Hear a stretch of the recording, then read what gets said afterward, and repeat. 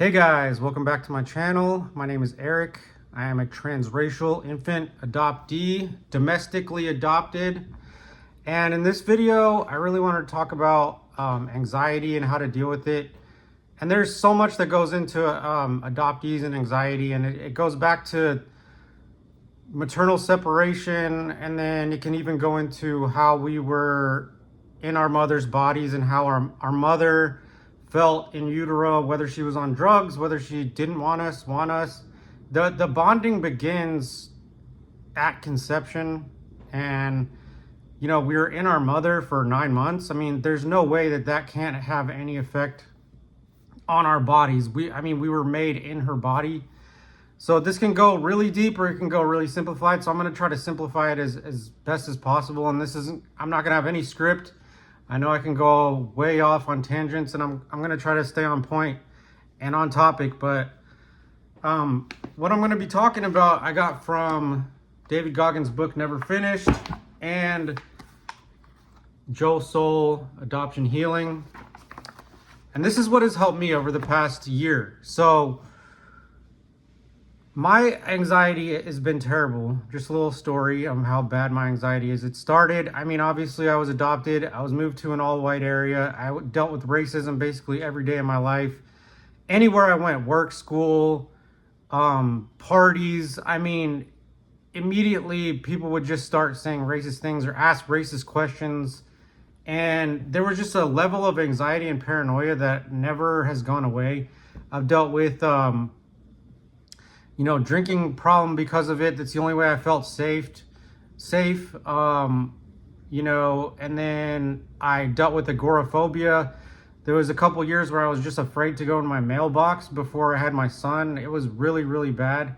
I didn't want to leave the house. I've dealt with terrible, debilitating anxiety. That's why I try to stay on Instagram and YouTube, and I don't really ask to go on podcasts or anything, because when I'm talking with people and there's people watching me, it triggers some sort of fight or flight in me, and I can't speak. I really my brain shuts down, and I feel stupid and I can't speak. And what has helped me is really self-analysis and these practices that I'm going to help you.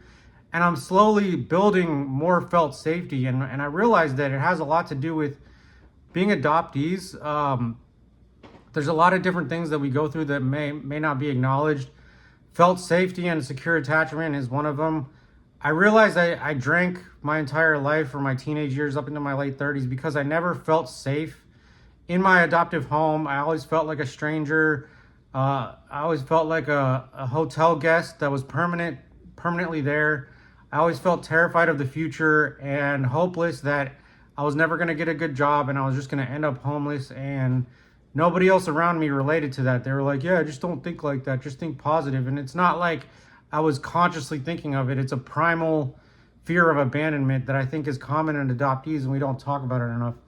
So I want to give some actionable exercises that I have done, and anything on this channel that I talk about, I most likely have done, and I don't want to talk about anything that I don't research and fact check and do myself. So the first one is going to be creating that sense of felt safety, and it's going to be from Soll's book, and it's basically reparenting yourself. So it's going to be, let's say a real life example of this that I've done in the past is, let's say when an anxiety attack gets really, really bad, and you know what I'm talking about, whether you're in a certain situation or a triggering situation, or you're around that situation that oh, this is going to be bad. This is going to be, I'm going to feel very anxious.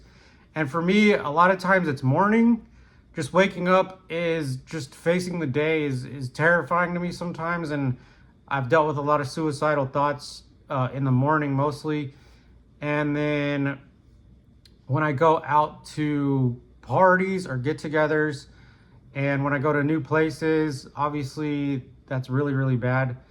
And big shopping centers like freaking Costco on a Saturday, that's the worst nightmare that I can think of. And let's say I'm about to go to one of these places, and I start having these panic attacks and panicky thoughts, and this feeling of very, very unsafety starts coming up. Usually I just kind of freak out and go like, don't know what to do. And I just try to talk myself up, pump myself up, like, don't be a pansy, don't do this, like, you're fine, like, nothing's wrong. But what has worked for me in the past, an actionable step I take is, I'm going to read from this book. It is the exercise. This is on page 83. It says, take a moment to think of the terror that you might be aware of in terms of adoption. And this is in terms of anxiety. Realize that the adopted child at a young age had these same terrors and has to cope with them alone without any support. So meaning that this all started back in childhood and it's never been solved. So that's true for me. It may be true for you. As adults, we need help to understand and survive these feelings. Well, the adopted child didn't or doesn't have any help and survived in spite of it all. And just because we survived doesn't mean we have solved any of these internal issues. We need to have empathy for that child and for what he or she went through. Close your eyes and give her a hug and tell her or him that you love her or him. So basically, reparent that child at any age that didn't get the love and support that you needed or that they needed. Experience of the moment. You might be feeling unsafe at the moment. Understand that these feelings about adoption are among the most powerful in the world. If you haven't had help learning to talk about it, then you are going to have difficulty with these feelings. The more you can talk about these issues, the more you become desensitized to the topic. Look around you and see that you are physically safe. Say out loud in your head, and this is the affirmation that has been working for me. Nothing is happening now. I know it feels like it, but I just looked around and we are okay. You are safe. You can relax.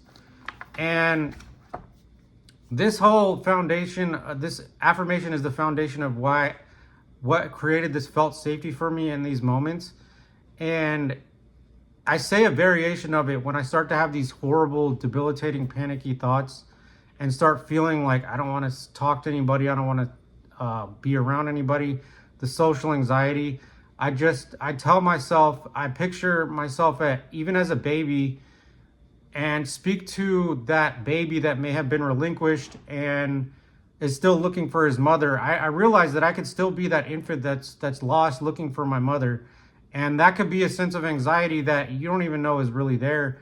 And I really thought about this and started self-analyzing, and I'm like, how do we know that that infant that has been relinquished, that really doesn't get his mom back, isn't still inside me and still looking for my mom to come get me? Like, I really started thinking about that, and I have to speak to that baby. And it may not make sense to non-adopted people, but I really do think if you're an adoptee, an infant adoptee, you can really relate to that, and maybe it'll click for you like it did for me. But speaking to that baby and saying, hey, I'm older now, I got you, I'm gonna take care of you now, is really, really, really profoundly healing and creates a sense of safety that for me is needed. And it gives me a great sense of peace and a great sense of confidence. And it really helps relieve my anxiety. So I really just say, hey, I got you. We're older now. You can relax. I know it feels unsafe, but you're well taken care of now. I'm not going to let anything bad happen to you. And, I got you. Whatever we need, we're going to figure this out together. And speak to that little boy or little infant inside of you and say this over and over. This is an actionable step you can take whenever you feel these feelings of anxiety. That's number one. So number one is the affirmations, speaking to that infant or baby or child that you had a lot of hard times with as a child. You can speak to that specific age, speak to that, and then work on that for like a week or 2 weeks, and then let me know in the comments how it feels. Number two is from Goggins' book. This one, I'm trying to keep it short. I know I've been talking for a while, but recording your own trauma and listening to it is one of the most powerful ways to desensitize yourself to that trauma. So basically, it's not just like anytime randomly, I'm going to go speak my trauma. It's the very big key is when these big feelings and big emotions come up, get out your phone. And I don't have a phone here because I'm recording with it, but I guess they do like this now. I don't know. This is my phone back in the 80s. You speak into your phone and say, hey, I'm feeling I just went out to Costco and I got stuck in line and I started having these really bad feelings. I started thinking of this and John and Dick and Sally and this really awful person that, bullied me back in the day. And all these flashes came up and describe your body feelings, describe everything. You want to make it as real as possible. And then what you want to do is listen to that back. It's going to be really, really awkward, especially the first time you do this.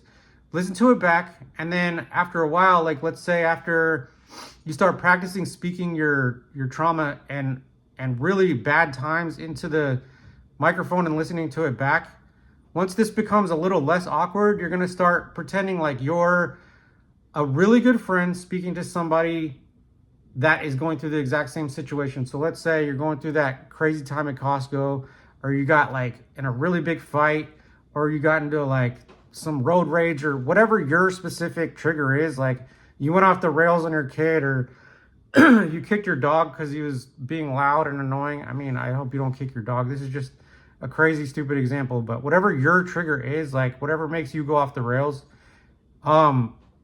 speak that into the phone or a recording device, listen to it back, and then you're going to speak back what you would say to that person when you're calmed down. This is when don't do it when you're triggered. So when you're calm, cool, and collected, you're going to act like your best friend, what advice you would give to your best friend, and then speak that into the recorder and say, hey, it's okay. You just flipped out for a moment.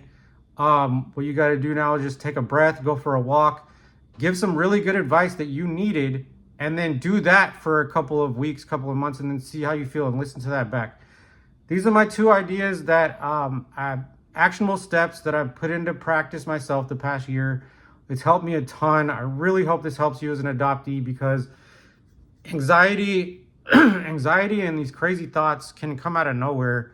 And I really do think it's from, childhood being relinquished and, not believing or not being taught what relinquishment does to us as children, and what our non-educated family and friends that, have these program beliefs in us that don't really match our internal experience. But I really hope this helps.